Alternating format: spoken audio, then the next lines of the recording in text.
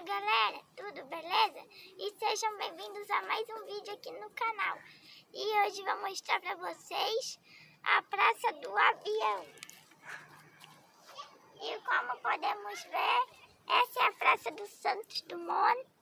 E aquele avião ali em miniatura é o 14 bis. E aquele avião ali gigantesco em tamanho real é o avião do presidente de Araçariguama. Galerinha, aqui é onde fica toda a terra de Araçariguama. E ali podemos ver algumas casas. E bom, galerinha, a gente pode ver a cidade ali com todas as casas que tem na cidade.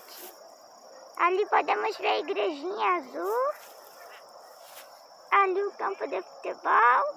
Ali a escola. E também outras casas, que eu não sei o que é. Ali podemos ver o trânsito. Ali. E aqui podemos ver toda a área que a gente está. E bom, galerinha, depois eu vou mostrar outras esculturas. E bom, galerinha, estamos encerrando o vídeo por aqui. Espero que tenham gostado. E tchau!